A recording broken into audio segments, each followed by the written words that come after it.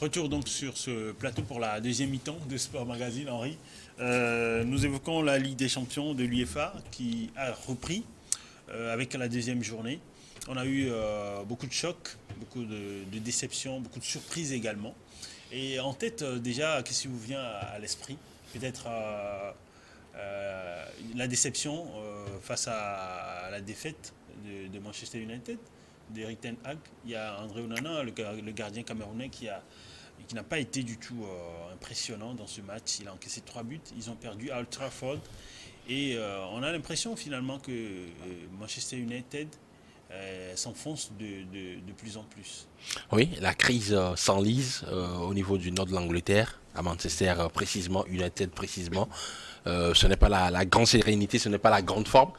Une équipe en panne d'inspiration, défensivement à la rue, avec des milieux de terrain amorphes qui commettent des erreurs de gamin à l'image de ce carton rouge de Casemiro. Un entraîneur qui tâtonne tactiquement et qui confond la discipline à l'exagération, à la rigueur, et qui, en tout cas, s'inscrit dans une dynamique de commandeur, mais il n'a pas se submergé par la gestion de l'équipe. Enfin, il y a beaucoup plus de soucis extrasportifs que sur le terrain. Clairement, l'affaire Jadon Sancho par exemple illustre clairement cette incapacité de cet entraîneur de pouvoir gérer son groupe. Et je pense qu'il y a plus sérieux que ça. Il y a péril dans la demeure pour Manchester United. Et cette défaite vient, encore une fois, d'enfoncer cette formation. 3-2. Vous accusez tantôt André Onana de ne pas être à la hauteur dans cette rencontre. Excusez-moi, Helmut, si vous avez des défenseurs qui sont à la rue, si vous avez des attaquants qui n'arrivent pas à faire les efforts défensifs, le gardien, lui, ne subit que des vagues incessantes. Et la conséquence directe, c'est qu'il va encaisser. Alors, il n'est pas du tout protégé par ses défenseurs. Et ce n'est pas que les erreurs d'André Onana, même s'il en commet quelques fois, mais c'est un exceptionnel gardien. Je trouve aujourd'hui qu'il n'est pas assez protégé. Il n'est pas assez protégé par ses défenseurs. Bon, c'est vrai qu'il y a aussi David De Gea qui a été libéré. On aurait aimé peut-être qu'il se partage les matchs, les compétitions avec lui. Mais... Pas forcément. André Onana a déjà prouvé au monde entier. Exactement, qui peut valablement. Ouais, après, c'est la Première Ligue. Qui peut valablement représenter, être la figure tutélaire d'un club. À l'Inter de Milan, il était le monsieur à 50% des matchs. Aujourd'hui, il n'arrive pas à se retrouver dans cette atmosphère de Manchester United parce qu'il y a une telle pression, parce que l'équipe est en manque de confiance, et tout cela mis l'un dans l'autre ne permet pas à Manchester United de pouvoir avancer. Cette défaite face à Galatasaray ne me surprend guère, et il va falloir prendre des décisions fortes au niveau de la direction mancunienne, au risque de voir le club s'enfoncer davantage. Alors, c'est vrai, tu parlais tout à l'heure de ne pas être surpris par cette victoire de Galatasaray. Galatasaray, après, c'est quoi? C'est Wilfried Zaha, c'est la Première Ligue. Ouais. Il a fait l'international ivoirien, il est né en Angleterre, il a l'habitude de mettre à mal Manchester City, par exemple, à plusieurs reprises.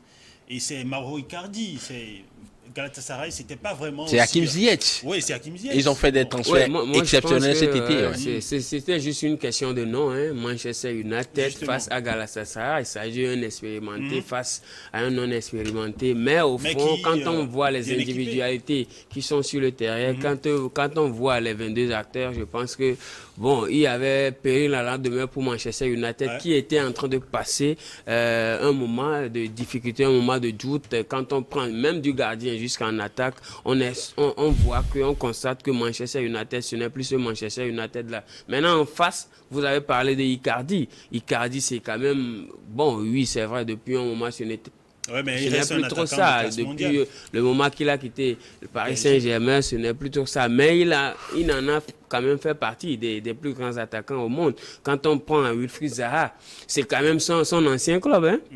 Et donc, il fallait se venger. Ouais. C'est vrai qu'il a passé des moments difficiles à Manchester United auparavant. Mais quand il est revenu, voilà, il a tout simplement été exceptionnel et il fallait le faire. Donc, il a même parlé de sa célébration qui n'était pas attendue puisque c'était son ancien club. Donc, moi, je pense que pour Manchester United aujourd'hui, un club comme Galatasaray, c'est assez logique. C'est assez logique, mais ça fait quand même, on a quand même du mal pour cette équipe-là. Vous pensez que Ten Hag, il est sur la sellette? Qui a tant rêvé, qui a fait tant rêver nous, jeunes, en tant que nous sommes, et tout simplement. Et maintenant, cela dépend de la structure autour de cette équipe-là. Le problème n'est pas que sportif. Le problème, il est peut-être également extra-sportif avec voilà, les rapports que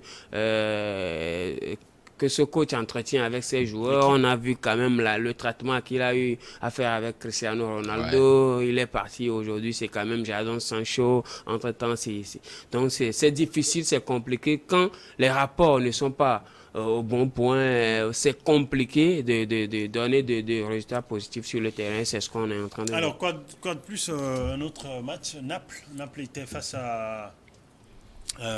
au Real Madrid. Au Real Madrid, ouais. Voilà. Ouais, au stade au Maradona Stadium. Exact. Victor Osimhen, le buteur de l'équipe de compagnie. Ouais. Il n'a pas marqué, mais il a obtenu un penalty qui leur a permis de revenir dans le match. Mais après, ils ont perdu 3-2 également. C'était une victoire logique, mais le Napoli aurait pu remporter ce match. Oui, le Naples qui commence à démarrer sa saison, qui a lancé sa saison finalement après des difficultés, après une certaine léthargie en début de saison en Série A. Mais cette dynamique positive de 3 matchs, 3 victoires a été interrompue mardi par le Real Madrid, une équipe solide et qui a imposé son rythme, son dynamisme, sa vivacité, des individualités qui brillent, qui scintillent. Jude Bellingham, exceptionnel, magnifique. Vinicius Junior qui revient à la compétition, toujours formidable dans ses prises d'appui. Et Valverde, Federico, qui est toujours incroyable. Beaucoup de spontanéité, de césure, de soudaineté. La preuve, le but qu'il a marqué. Et à contrario, Naples, les Partenopées n'ont pas été en mesure de pouvoir gérer émotionnellement cette rencontre. Moi, j'ai vu une équipe qui avait eu des temps forts, qui pouvait même passer devant le Real Madrid à un moment donné du match, mais ils ont manqué de lucidité, de sérénité, de tranquillité, de relâchement dans les moments décisifs de la partie. Rudy Garcia, aujourd'hui, je pense qu'il doit pouvoir se remettre en cause également par rapport à sa stratégie. Naples, ce n'est plus le rouleau compresseur, l'équipe solide, la machine mécanique huilée de la saison dernière. Il va falloir régler, rôder encore plus la machine pour pouvoir retrouver les circuits préférentiels, la dynamique. Kvaratskhelia également, je le trouve en dedans. Je pense que Kvaratskhelia, voilà. Il n'a pas commencé la saison en tant que titulaire. Il a été titularisé, je pense que la deuxième fois face au Real Madrid.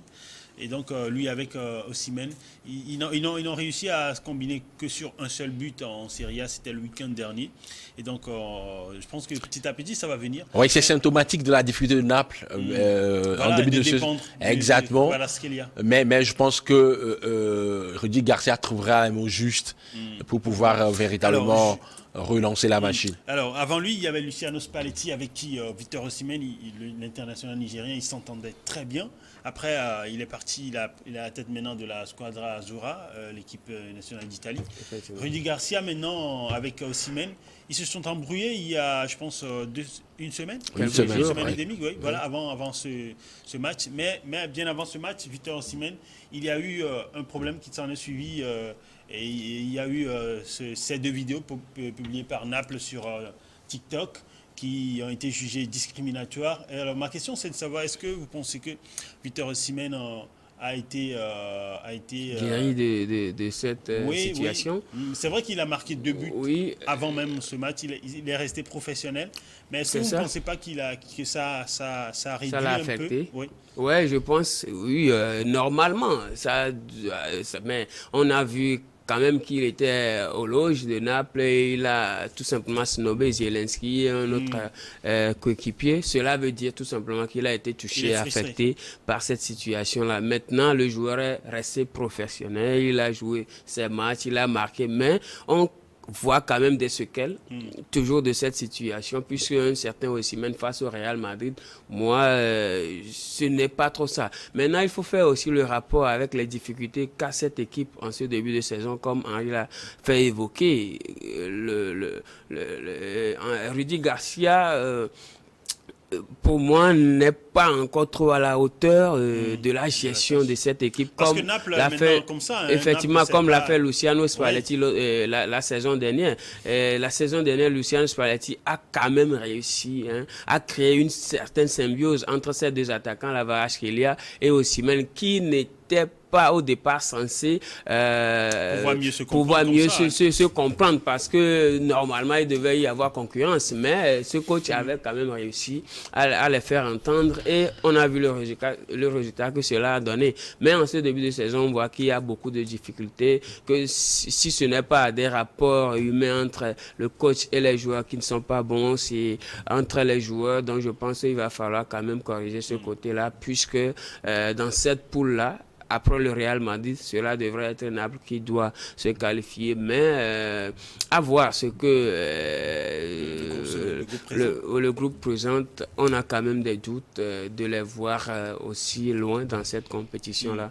Mais je pense que Osimhen et les autres sont là pour tout simplement être professionnels. Henri, on va parler de quoi? Peut-être la défaite du Paris Saint-Germain à Newcastle, 4-1. Henri, quelle lecture vous faites de cette défaite? Est-ce que ça a une signification énorme? Ouais. Pour moi, c'est profond cette défaite? Oui, pour moi, ce n'est pas un accident. Okay. Oui, c'est symptomatique du malaise du PSG en ce début de saison. Okay. Cette défaite, moi, je le lis clairement à la première défaite concédée par le PSG cette saison face à l'OGC Nice, 3-1 au Parc des Princes. À ce moment-là, je me suis dit, tiens, ce PSG dont on a commencé par vanter les mérites après les départs des deux fantastiques Neymar et Messi, ce PSG n'est pas totalement guéri de ces maux. Ce PSG n'est pas invincible. Et comme on peut le supposer, on a vendu les mérites, on a loué les mérites de ces joueurs qui sont désormais concernés par le pressing, les joueurs du premier rideau offensif. Les fruits n'ont pas donné les promesses des fleurs. Exactement, face à Clermont, j'ai constaté que c'était une équipe également timide en championnat. Et hier, pourtant, ils étaient impressionnants face à Marseille. Après, il y a la oui, pourtant, ils ont été aussi impressionnants face au Borussia Dortmund. Mais le gros challenge, c'était le match d'hier dans un contexte très compliqué. On connaît la ferveur des supporters anglais. Le centre James Park n'a pas été un terrain hostile pour les Parisiens. Et vous expliquez cette incohérence comment dans le résultat? Une incohérence tactique. Pour ma part, je pense que Luis Enrique a tout simplement manqué sa rencontre. Ce 4-2-4 n'était pas adapté à cette rencontre. Après les 15 premières minutes, je me suis rendu compte que cette formation de Newcastle, avec le pressing intense, bien organisé, bien structuré, qui empêchait les premières relances du PSG, j'ai constaté véritablement qu'il y avait un trop au milieu du terrain et que le PSG allait prendre du bouillon, allait prendre de l'eau. Ça s'est confirmé par la suite avec ce score 4-1. Les Magpies ont été tout simplement époustouflants. Beaucoup de dynamisme, beaucoup de rythme, beaucoup d'intensité, de générosité dans les efforts. A contrario, le PSG ne s'est pas retrouvé avec un milieu de terrain, les deux pistons, Zaï Emery et Ugarte, qui n'ont pas été dans leur match. Le premier rideau était tout simplement mis à mal dans cette rencontre-là. et victoire logique pour Newcastle. Luis Enrique doit se remettre en cause par rapport à cette rencontre. Sinon, franchement, c'est pas rassurant pour la suite. Et ce n'est pas uniquement en Ligue des Champions, c'est oui, également en championnat, également. Puisque le Paris Saint-Germain aujourd'hui occupe la 5e place, ce qui n'est pas normal, après, ce qui n'est pas ordinaire. 2 points de différence. Oui, 12 points sur 21. Non, il faut parler du Paris Saint-Germain, il ne faut pas le comparer à ses concurrents. Non, puisque quand on fait ce calcul, on pourra tomber dans des erreurs. Aujourd'hui, le PSG a 12 points sur 21 possibles, ce qui n'est pas normal pour un début de saison d'un Paris Saint-Germain qui domine voilà, de pied à la tête voilà, ce championnat-là. Aujourd'hui, on voit que c'est vrai que Kylian Mbappé est le meilleur buteur avec cette réalisation, mais au niveau collectif, ce n'est pas trop ça. Maintenant, en Champions League, on a quand même constaté que le Paris Saint-Germain hier était submergé par la prestation générale de cette équipe de Newcastle. On a vu Almiron déjà, le premier but était tout simplement exceptionnel, s'en sont suivis les autres. On a quand même vu que le PSG n'était même pas dans le match. On a senti, comme Henri l'a dit, une incohérence tactique. Maintenant, ce qui peut-être a également contribué à cette défaite-là, ou a également contribué à ce que Kylian Mbappé soit un fantôme hier, c'est son repositionnement. Kylian Mbappé, on sait qu'il a des qualités qu'il faut exploiter. C'est là que Luis Enrique a également fauté. C'est quand même la course, c'est quand même dans les buts, mais il le repositionne en tant que 10. Et on laisse Ramos devant avec Dembélé et Randal Kolo Muani sur les côtés. Je pense que là, les qualités offensives de ces 4 joueurs-là sont mal exploitées. Il va falloir tout simplement le repositionnement de Kylian Mbappé. C'est vrai que il y a manque. Lionel Messi est parti, c'est lui qui joue ce rôle-là. Neymar, il n'est plus au PSG, il est quelque part ailleurs en train de bouffer de bonne nourriture, mais on sent quand même que le PSG aura du mal cette saison à tout simplement une saison qui s'annonce encore une fois encore difficile en Ligue des Champions. Alors, tu as 30 secondes, Vicente, pour terminer. Ah oui, c'était un plaisir, mais on n'a pas vu le temps passer. Ouais. Alors, tu n'as pas vu l'autre compétition de cette tu as supprimé un joueur précisément? Non, pour moi, le but qui m'a beaucoup plus dans cette compétition, c'est ces 2 jours-là. C'est quand même Alvarez qui le joueur de Manchester City, le champion du monde, qui met tout simplement un très bon enroulé pour tout simplement faire gagner. Oui, c'était quand même le 2e but de Man City qui... Il a inspiré la victoire 3-1. Effectivement, des Citizens. Ils étaient face à Leipzig. Face à Leipzig, qui était quand même un client pas très facile pour eux. Oui. Alors, Henri? Moi, j'invite tout simplement les téléspectateurs à aller faire un tour sur le site Goal France pour lire mes articles. Ok, il n'y a pas de problème. Mais c'était une pub, ça. Alors, et il y a également, vous êtes également présent sur beaucoup de matchs sur nos chaînes Neo Sport. C'est vrai qu'il n'y a pas de match programmé prochainement pour vous, mais on espère sur d'autres compétitions vous suivre également encore. Merci. Ok. Merci également à Vicente. Merci. Merci Helmut, ça a été un plaisir. Voilà. Merci. Tu as coupé mon mot de fin. Merci à vous, nos chers téléspectateurs, pour votre intérêt à cette émission et à notre chaîne New World. Votre chaîne New World. Bonne suite de le programme sur vos chaînes New World.